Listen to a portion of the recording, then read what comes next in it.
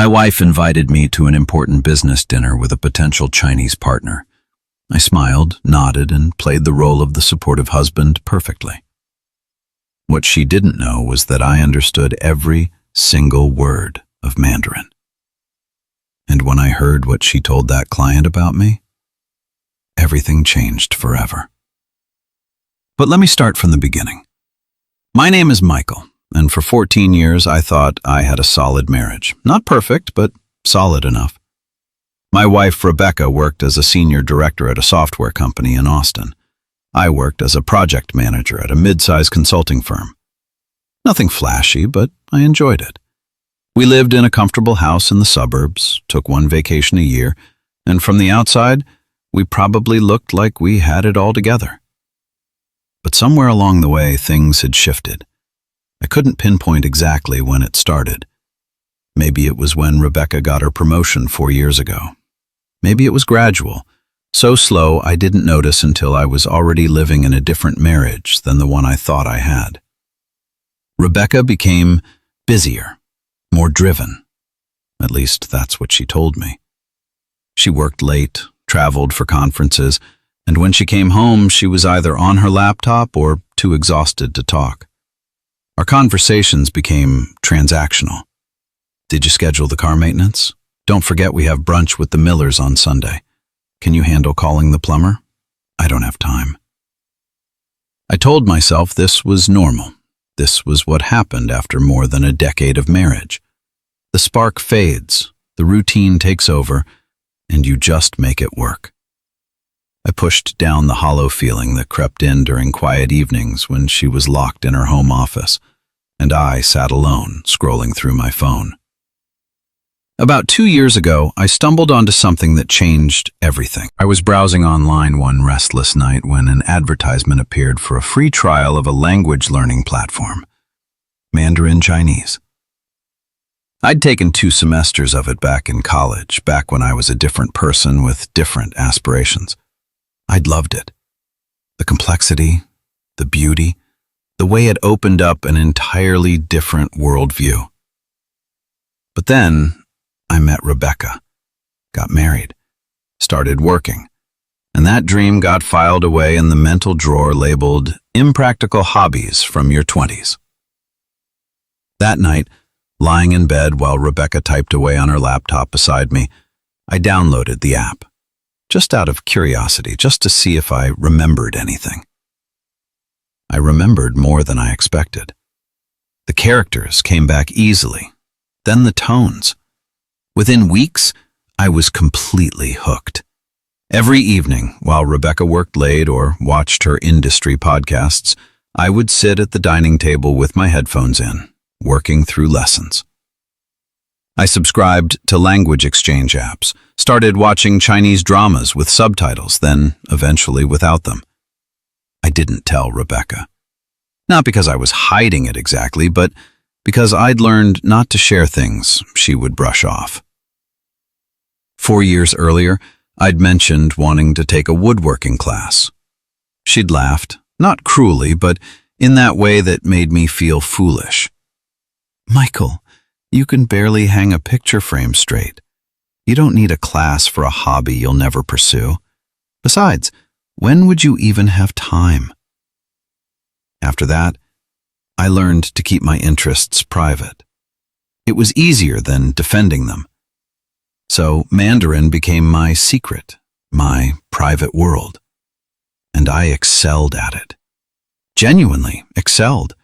I practiced every single day, sometimes for 3 or 4 hours.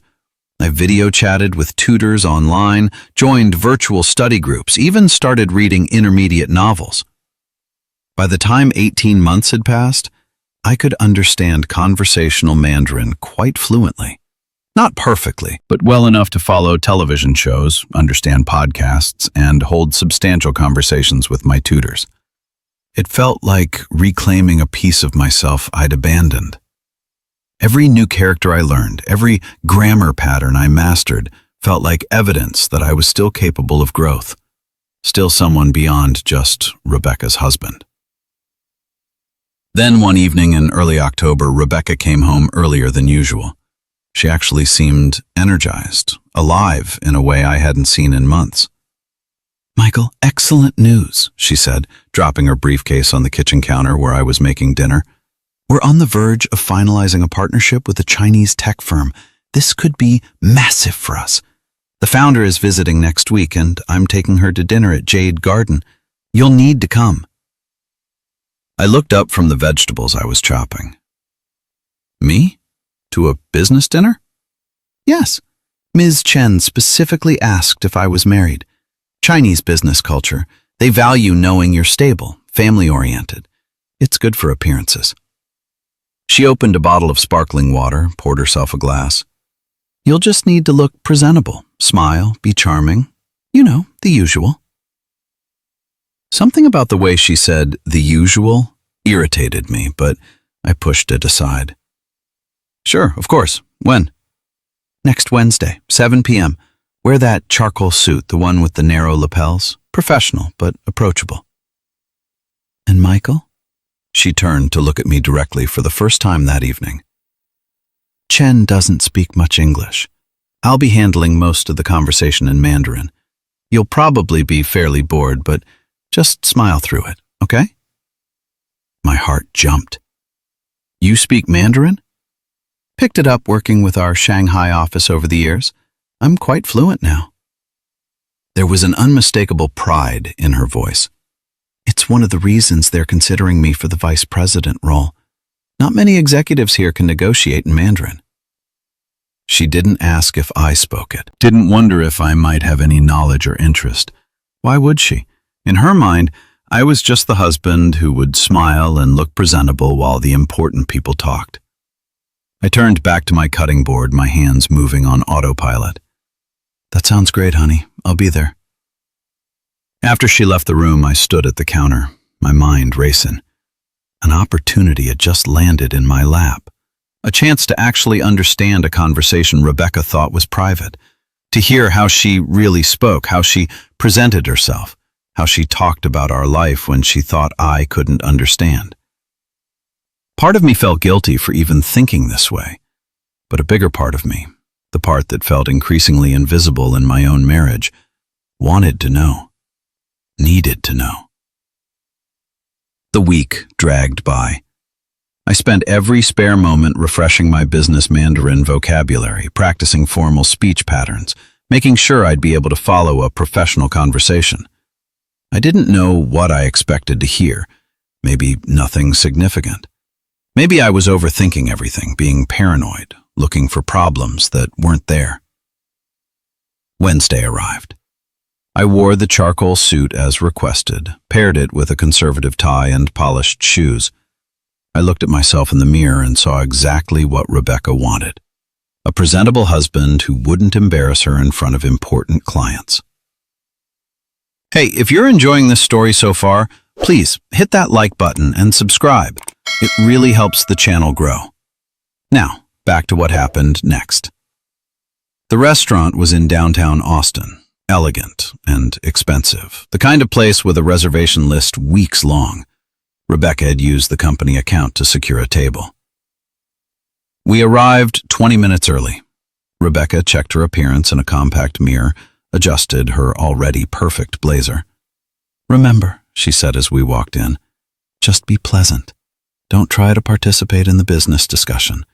If Ms. Chen addresses you in English, keep your responses brief. We need her focused on the partnership, not distracted by small talk." I nodded, swallowing the bitter taste in my mouth. Ms. Chen was already seated when we arrived. She stood to greet us, a woman in her late 40s with sharp eyes and an impeccably tailored navy suit. Rebecca bowed slightly. I followed her lead. They exchanged greetings in Mandarin, formal and respectful. I smiled, looking appropriately confused, and slid into the chair Rebecca gestured toward. The conversation began in English, surface-level pleasantries. Ms. Chen complimented the restaurant selection, mentioned her hotel, asked if this was our first time hosting international partners. Her English was actually quite good, better than Rebecca had suggested, just lightly accented. Then, As appetizers arrived, they naturally transitioned into Mandarin. Rebecca's fluency was impressive, I had to admit. She spoke smoothly, confidently, clearly comfortable in the language. They discussed revenue projections, market penetration strategies, technical infrastructure. I sat quietly, sipping water, occasionally smiling when they glanced my way, playing my role. Then Ms. Chen turned slightly toward me, said something in Mandarin that I caught, a polite inquiry about what I did professionally. Rebecca answered for me before I could even pretend not to understand. In Mandarin, she said, "Oh, Michael works in project management, but it's just a consulting firm, nothing serious. More of a way to stay occupied, really, to keep him busy. He mainly takes care of our home and handles the domestic responsibilities." I kept my face neutral, but inside, something twisted sharply.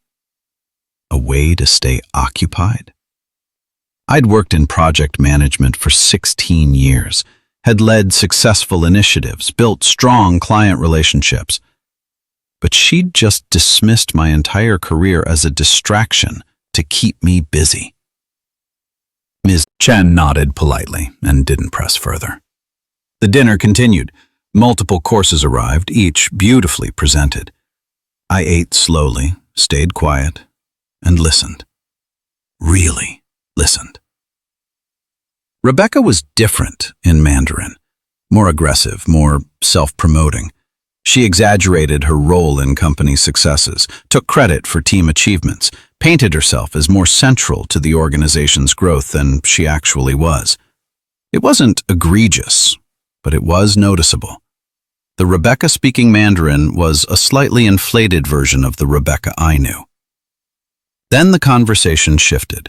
Ms. Chen mentioned something about work-life integration, about the importance of family support in demanding careers. Rebecca laughed, a sound that made my stomach clench. "To be honest," Rebecca said in Mandarin, and I could hear the casual dismissiveness in her tone, "my husband doesn't really understand the corporate world. He's content with his simple life. I handle all the significant decisions, the finances, the career strategy. He's just there for appearance, really. Keeps the house running, looks good at events like this. It works well for me, because I don't have to worry about a spouse who demands too much attention or has his own ambitions getting in the way." I gripped my water glass so tightly I thought it might shatter. Ms. Chen made a non-committal sound. I watched her face, saw a flicker of something. Discomfort, perhaps. But she didn't challenge Rebecca. Instead, she changed the subject slightly, asking about Rebecca's long-term objectives. "The VP position is essentially mine," Rebecca continued in Mandarin. "And after that, I'm targeting C-suite within 6 years. I've been positioning myself strategically, cultivating the right relationships. My husband doesn't know this yet, but I've been restructuring some assets, setting up some international accounts. Just smart financial planning. If my career requires relocating or making significant changes, I need the flexibility to move quickly without being constrained by joint accounts and needing his signature on everything." My blood ran cold. International accounts? Restructuring assets without telling me? I sat there smiling blandly while my wife casually revealed financial maneuvers that sounded very much like she was preparing for a future that didn't include me, or at least one where I wouldn't have access to marital funds. But she wasn't finished. Ms. Chen asked something about the stress of Rebecca's position, whether she had ways to manage it. Rebecca's laugh was ugly. "I have my outlets. There's someone at work, Ryan. He's in business development.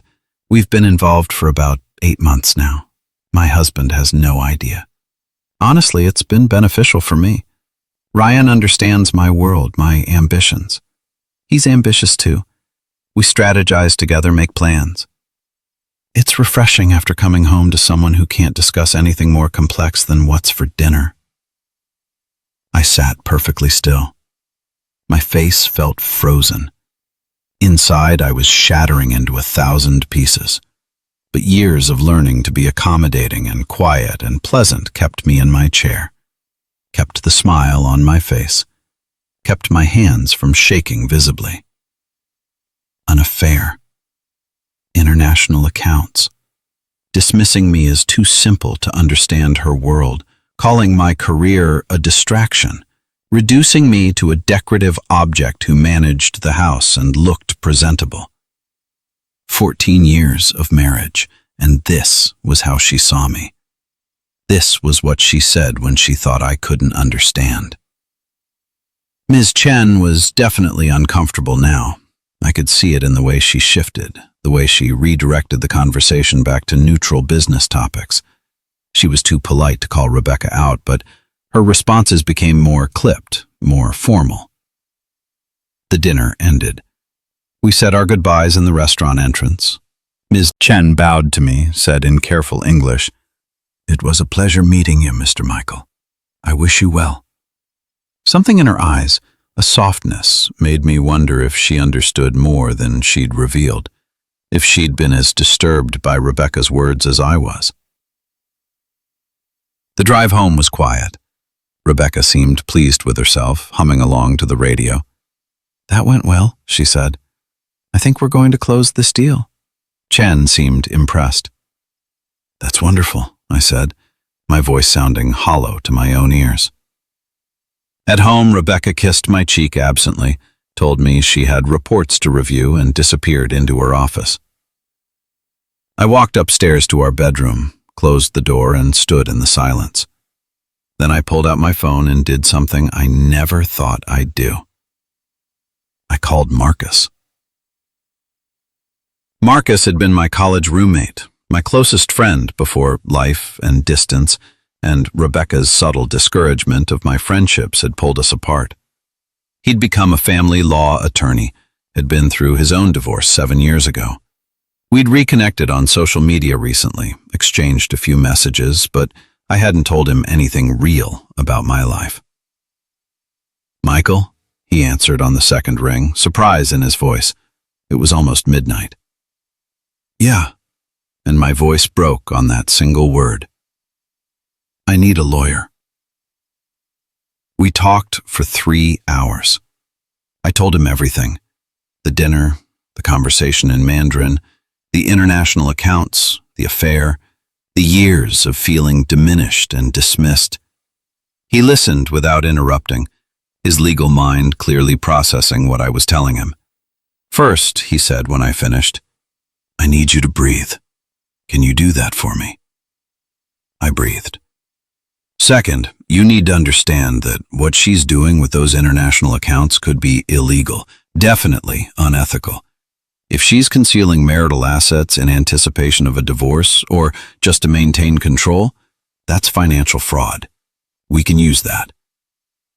"I don't have proof," I said. "It was just conversation. Did you record the dinner?" I felt stupid. No, I didn't think to. I was just trying to process what I was hearing. "That's all right. Here's what we're going to do. Don't confront her yet. I know you want to, but we need to be strategic. Starting tomorrow, you're going to gather documentation, bank statements, tax returns, any financial records you can access. Take photos, forward yourself emails, anything. If she's moving money, there will be a paper trail. We'll find it." "Marcus, I'm scared." "I know, buddy. But you're also intelligent and capable, and you just proved that by learning an entire language without her knowing. You can do this. You're not alone anymore." After we hung up, I sat on the edge of the bed and let myself feel everything I'd been holding back at the restaurant. Rage, betrayal, grief, fear. But underneath it all, something else was growing. A cold, clear determination.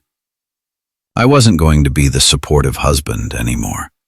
I wasn't going to be dismissed and diminished and cheated on. I was going to take back control of my life, even if it meant burning down everything I'd built to do it. The next morning, I called in sick to work. Rebecca barely noticed, just made a distracted acknowledgement as she left for the office. The moment her car pulled away, I started searching. If you're finding this story compelling, please share it with someone who might need to hear it. And don't forget to subscribe for more content like this. Rebecca kept files in her home office, organized and meticulous. I found bank statements going back 4 years, tax returns, investment account information. I photographed everything with my phone, uploaded it all to a secure cloud drive Marcus had set up for me.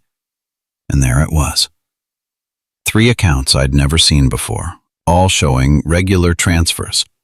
$62,000 moved over the past 10 months to a bank in Singapore. Our joint savings had been slowly drained without my knowledge. I felt sick, but I kept photographing, kept documenting. Marcus had told me to be thorough, so I was thorough.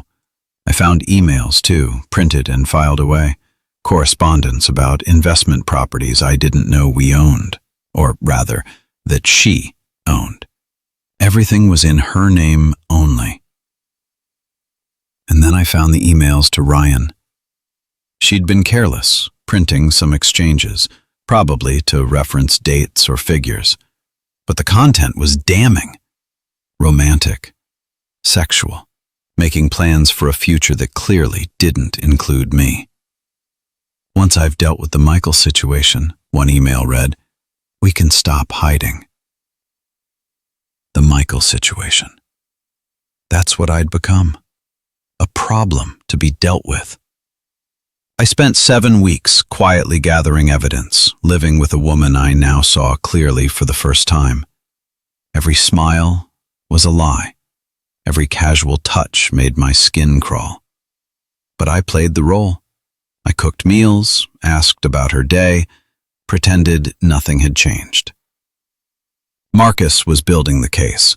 I met with him twice a week at his office, bringing new documentation, discussing strategy. We were going to file for divorce and simultaneously report her financial misconduct to her company's ethics board. The international accounts violated company policy. He'd discovered she could lose not just our marriage, but her career. "Are you sure you want to go this far?" Marcus asked me during one of our sessions. "The company piece will be nuclear. She'll lose everything." "She was already planning to leave me with nothing," I said. "She said it herself. She's been preparing for this. I'm just moving first." We decided on a Monday. Marcus filed the divorce papers Friday afternoon. Monday morning, I dressed for work as usual, but instead of going to my office, I went to Marcus's. Rebecca's HR department would receive our evidence package at 9 a.m. The divorce papers would be served to her at her office at 9:30. I sat in Marcus's conference room drinking coffee I couldn't taste, watching the clock. My phone was off. I didn't want to see her calls or texts when she realized what was happening. At 11, Marcus received confirmation. Papers served, evidence received. Rebecca's employer had immediately placed her on administrative leave pending investigation. "How do you feel?" Marcus asked. "Terrified," I admitted. "But right." I stayed at Marcus's that night. He had a spare bedroom, had already told me I could stay as long as I needed. He helped me draft emails to my own employer explaining I'd be taking leave for personal reasons. We ordered pizza, drank beer, and for the first time in years, I felt like I could breathe. Rebecca tried calling 53 times that first day, left voicemails ranging from confused to angry to desperate. I didn't listen to them. Marcus did, documenting everything for the case. On Wednesday, escorted by Marcus and a police officer there just as a precaution, I went back to the house to collect my belongings. Rebecca was there. She looked terrible. Unwashed hair, wrinkled clothes, eyes bloodshot. "Michael, please," she started when she saw me. I held up my hand. "Don't. Just let me explain." "Explain what?" That you've been cheating on me? That you've been hiding money? That you called me too simple to understand your world? I heard every word at that dinner, Rebecca. Every single word. Her face went white. You don't speak Mandarin. I've been fluent for over 2 years. Funny how you never asked. Never wondered what I did with my time when you were too busy with work or Ryan. She sank into a chair. The company put me on leave. They're investigating. Michael, I could lose my job.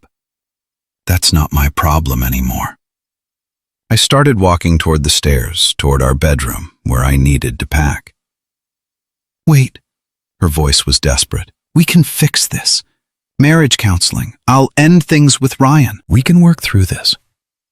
I turned back to look at her. Really looked at her. This woman I'd spent 14 years with, who I'd loved, who I'd believed loved me. You don't want to fix this. You want to fix your career, your image, your financial situation. You're not sorry you hurt me. You're sorry you got caught. That's not true. At that dinner, you told Ms. Chen I was just for appearance, that I was too simple, too unambitious, that I was essentially a live-in house manager who looked good at events. Do you even remember saying that? Her silence was answer enough. I'm done being small for you, Rebecca. I'm done being the convenient husband who doesn't demand too much. File your counter motions if you want. Fight the divorce.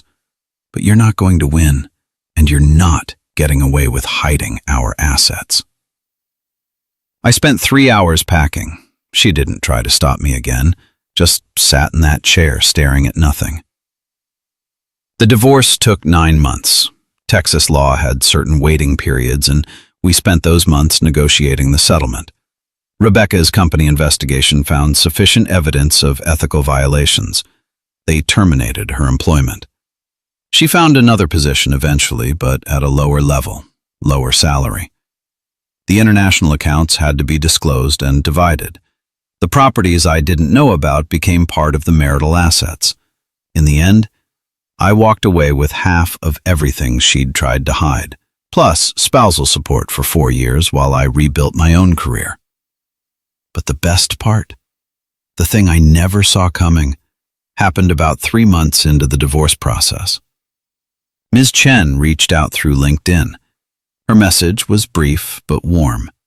She'd heard about the divorce, wondered if I might be interested in a position with her company. They were opening a North American office, needed someone who understood both American business practices and Chinese corporate culture. My unique skill set, she wrote, would be invaluable. I met with her and her team. This time, I spoke Mandarin from the first moment. Her eyes lit up with genuine respect and something else. Maybe a little bit of amusement that I'd fooled everyone at that dinner. I knew, she said in Mandarin at the end of my interview. At the restaurant, the way you held yourself when Rebecca spoke about you. I saw the understanding in your eyes, just for a moment. I am glad you found your strength. They offered me the position. Regional Operations Director, salary quadruple what I'd been making. I accepted. That dinner at Jade Garden was the worst and best night of my life. Worst because I heard truths that shattered my reality. Best because it finally pushed me to act, to stop accepting less than I deserved. Before we end, if this story resonated with you, please like this video, share it, and subscribe to the channel. Your support means everything. Thank you for listening.